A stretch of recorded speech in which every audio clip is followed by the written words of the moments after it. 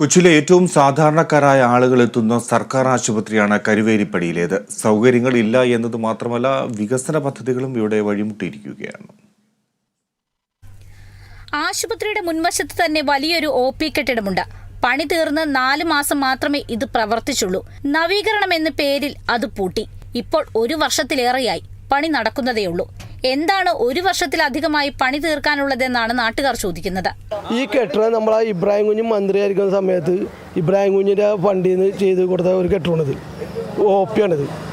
ആ OP അന്ന് പൂട്ടിയിട്ട് കുറച്ച് നാൾ വർക്ക് ചെയ്തിട്ട് പിന്നെ പൂട്ടിയിട്ട് ഇപ്പോൾ 1 വർഷത്തിൽ മേലെ കഴിഞ്ഞ് 1 വർഷം 4 മാസമായി പൂട്ടിയിട്ട് 1,35,00,000 ചെലവാക്കിയിട്ട് ഈ OP ഇട്ട് ഇങ്ങനെ പണിഞ്ഞുകൊണ്ടിരിക്കുന്നത്. എന്താ അവർ ആരാണ് ഇവിടെ പറയണത്? നമ്മ തുറക്കാത്ത എന്താന്ന് ചോദിക്കുമ്പോൾ അവർക്ക് ആർക്കും അറിഞ്ഞുകൂടാ. എല്ലാവരും കൈമളത്തിക്കൊണ്ടിരിക്കുന്നതാണ്. ഇവിടെ വന്ന സൂപ്രണ്ടന്മാരാണ് എല്ലാം ഒരുമാതിരി കിഴങ്ങന്മാരാണ്. ഒരു സൂപ്രണ്ട് എന്ന് പറയുമ്പോൾ അവർക്കൊരു ഉത്തരവാദിത്തം വേണ്ടേ? ഇത് അങ്ങനെയുള്ള ഉത്തരവാദിത്തങ്ങളൊന്നും ഇല്ല സൂപ്രണ്ടിന് പോലും.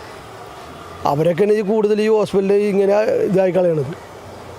ഇപ്പോൾ നിങ്ങളൊന്ന് ആ OP കയറി അതിൻ്റെ അകത്തൊന്ന് കയറി നോക്കിയാൽ കാണാം എത്ര രോഗികളുണ്ട്. താഴത്തൊക്കെ വെറുതെ ഫ്രീ ആക്കിയിട്ടാണ്.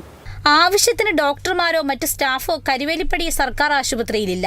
ആരോഗ്യമന്ത്രി വീണ ജോർജ് തന്നെ നേരിട്ടെത്തി ഇവിടെ സ്ഥിതിഗതികൾ വിലയിരുത്തിയതാണ്. എന്നാൽ നടപടികളൊന്നുമായില്ല. ഇവിടെ എത്തുന്ന ആളുകളെ മറ്റ് ആശുപത്രികളിലേക്ക് പറഞ്ഞുവിടുകയാണ് ഡോക്ടർമാർ. ആശുപത്രി വരാന്തകളിൽ പോലും തെരുവ് നായ്ക്കളാണ് പ്രധാനികൾ. ആശുപത്രിയുടെ നഷ്ടപ്രതാപം വീണ്ടെടുക്കണമെന്നാണ് ജനങ്ങളുടെ ആവശ്യം. Kerala vision news, Kochi.